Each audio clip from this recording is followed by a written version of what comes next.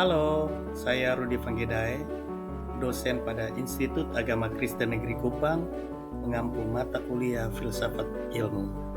Hari ini kita akan belajar bersama tentang konsep dasar filsafat ilmu, berkaitan dengan sejarah perkembangan filsafat dan juga bidang-bidang yang ada di dalam filsafat ilmu. Dulu, manusia menjelaskan alam dengan mitos dan legenda. Namun sejak zaman Yunani kuno, filsafat muncul, menggeser pola pikiran mitosentris ke logosentris, berpikir berdasar akal budi. Filsafat menjadi ilmu fondasi pemahaman manusia. Awalnya, pemikiran seperti Plato, Aristoteles menanyakan hakikat realitas. Pada abad pertengahan, pemikiran stagnan karena dominasi religius, baru kembali berkembang di periode modern.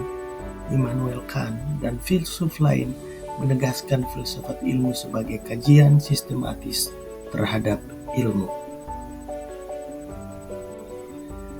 Lalu, apa itu filsafat ilmu?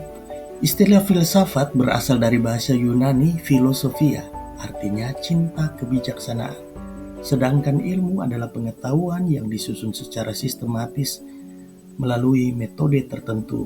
Secara umum, filsafat ilmu berarti usaha manusia untuk memahami ilmu agar lebih bijaksana dan ilmiah dalam berpikir dan juga bertindak. Dua tokoh yang akan memberikan pandangannya tentang filsafat ilmu adalah L.W. Beck, yang melihat filsafat ilmu sebagai evaluasi atas metode ilmiah dan nilai penting dari kegiatan ilmiah secara menyeluruh. Sedangkan tokoh seperti Stephen Tuwim menggambarkan filsafat ilmu sebagai studi sistematis tentang prosedur penelitian ilmiah, metode argumentasi, representasi teori, asumsi metafisik hingga penilaian logika dan validitasnya. Secara struktur, filsafat ilmu dibagi menjadi 3 bagian. Yang pertama ialah ontologi, yang berbicara mengenai apa objek yang ditelaah ilmu, hakikat realitas. Yang kedua ialah epistemologi, berbicara bagaimana cara memperoleh ilmu, sumber dan validitas pengetahuan. Dan yang ketiga ialah aksiologi, untuk apa ilmu itu digunakan, berbicara mengenai nilai dan dampaknya bagi manusia. Kita akan melihat ketiga bidang filsafat itu di dalam konsep pulpen. Jika kita berbicara mengenai ontologi dari pulpen, kita akan sampai pada pertanyaan apa itu pulpen. Pulpen sebagai benda nyata dengan bentuk dan fungsi. Sedangkan di bidang epistemologi, kita akan bertanya bagaimana kita tahu itu pulpen. Kita mencoba mengidentifikasi melalui indera, pengalaman, dan bukti.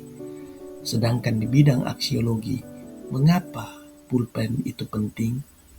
Ini berbicara mengenai nilai praktis, simbolis, dan etis di dalam penggunaannya.